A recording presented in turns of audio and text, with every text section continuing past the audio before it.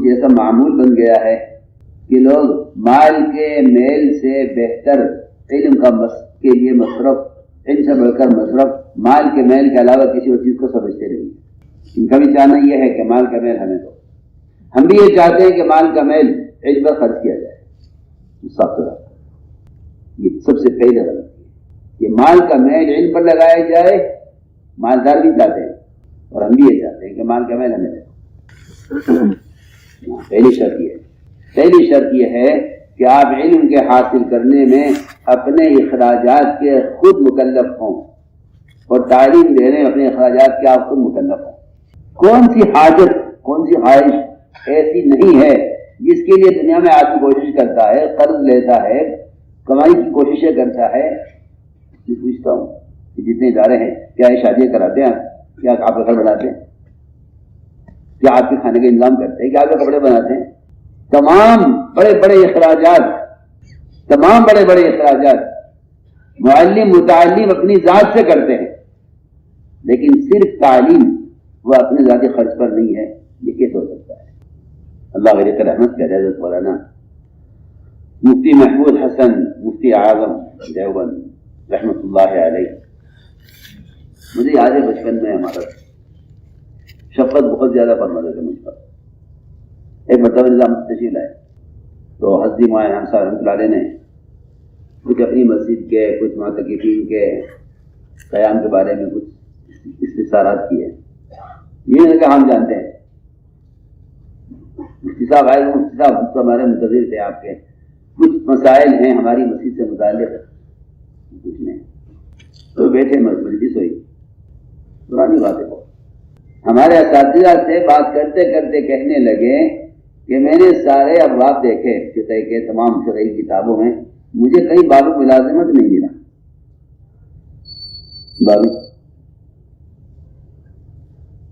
مجھے کہیں باب ملازمت نہیں ملا، کہیں باب ملازمت کا نہیں ملا۔ ملازمت کا کوئی باب ہو کے کہنے، کوئی باب ملازمت، کوئی باب تنخواہ مجھے نہیں ملا۔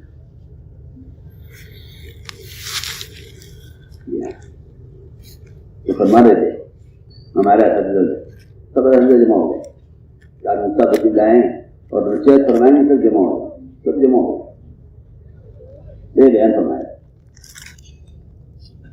میں اچھا بتا کہ یہ ایک عادت بن گئی ہے کہ سب سے پہلے تعلیم اور تعلم وہ ذاتی خرچ سے ہٹ گیا ہے، ذاتی کمائی سے۔ جب ذاتی کمائی سے ہٹ جائے گا تو پھر معلم متعلم دونوں کا مجاہدہ نافذ ہو جائے گا۔ اس لیے صحابہ کرام کا معمول یہ تھا، جب وہ جنگل سے لکڑیاں کاٹتے تھے، ان کے گھر بناتے، انہیں چولہے میں جانے کے قابل چھوٹے چھوٹے ٹکڑے بناتے، ان کو لا کے شہر میں بیچتے، ان سے جو آمدنی ہوتی اس آمدنی سے بکری خرید کر ازواج مطہرات کے 11 گھروں میں تازہ گوشت پہنچایا کرتے تھے۔ یہ طلبہ کا کام، یہ طلبہ کا کام۔ ہمارا ایک معلم ہے، ہمیں اس کے 11 گھروں میں گوشت پہنچانا ہے تازہ روزانہ۔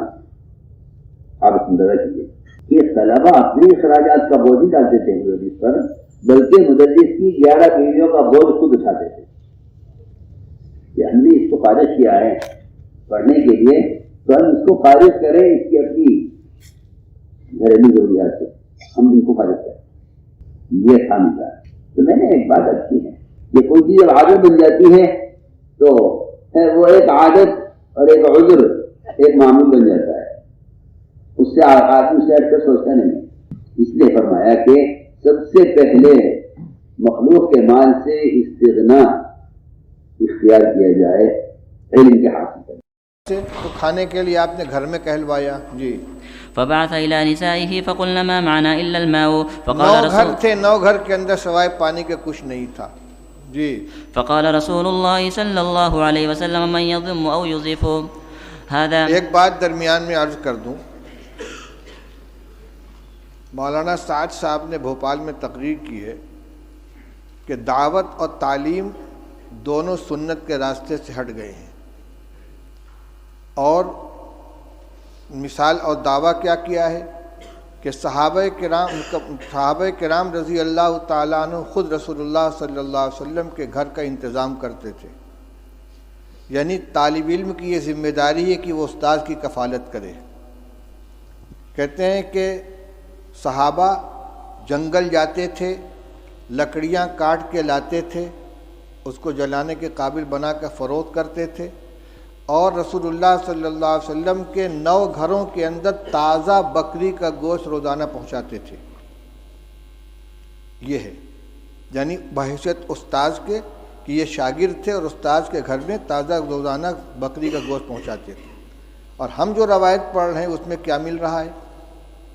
اس میں یہ حضرت عائشہ رضی اللہ عنہ فرماتی ہیں کہ ایک چاند نکلتا تھا، دوسرا چاند نکلتا تھا اور تیسرا چاند نکلتا تھا، اور رسول اللہ صلی اللہ علیہ وسلم گھروں میں آگ نہیں جلتی تھی.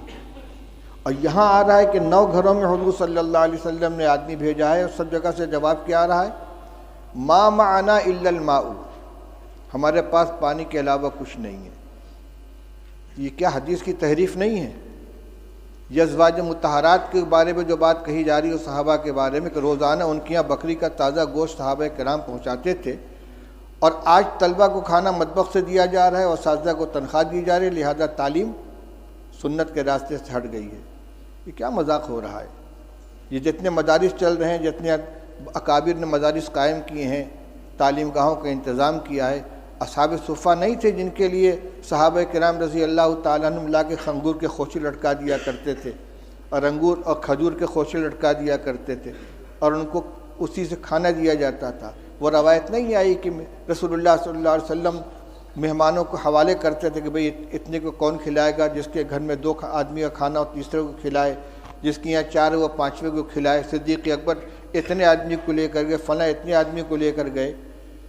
اور حضور صلی اللہ علیہ وسلم کے ساتھ جو تعلق تھا صحابہ کرام کا، وہ صرف استادی و شاگردی کا تھا کہ اس کو اور صحابہ کرام رضی اللہ تعالیٰ عنہ خود پیٹ پر پتھر باندھتے تھے، رسول اللہ صلی اللہ علیہ وسلم بھی پیٹ پر پتھر باندھتے تھے، 2 باندھتے تھے.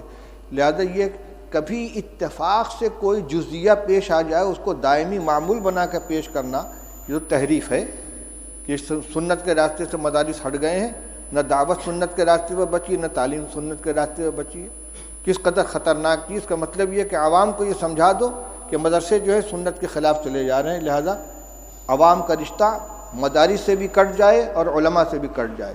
یہ انتہائی خطرناک رجحان ہے، جو اس کا مطلب یہ کہ سب کو باطل تنظیموں کے حوالے کر دیا جائے. ان کو نہ مدرسوں سے تعلق رہے گا عوام کا، نہ علماء سے تعلق رہے گا. پھر بھیڑیا آئے گا اچک کے لے جائے گا ان کو. اس پہ مجھے یہ یاد آیا کہ صحابہ حضور صلی اللہ علیہ وسلم نے ایک مہمان کے لیے گھروں کے اندر کہلوایا ہے، تو سب جگہ سے یہی شکایت آ رہی ہے. حضرت انس رضی اللہ تعالیٰ عنہ کی روایت پڑھ چکے ہو کہ بدبودار جس میں مہک پیدا ہو گئی تھی، ایسی چربی لے کر حضور کی خدمت میں پہنچے ہدیہ کے طور پر، اور کہتے ہیں کہ رسول اللہ صلی اللہ علیہ وسلم کی 9 ازواج مطہرات تھیں اور کسی گھر میں کھانے کو نہیں رہتا تھا.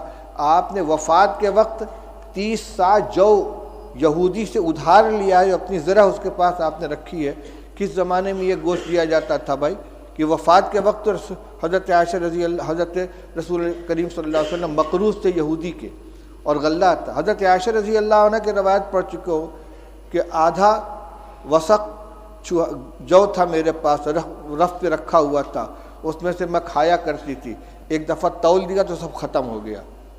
یہ جو کو کھایا جا رہا ہے پکا پکا کے، اور یہ تازہ گوشت روزانہ پہنچا رہے ہیں. افسوس ہوتا ہے اس طرح کی حرکتوں کے اوپر. چلو پڑھو روایت. فقال رجل من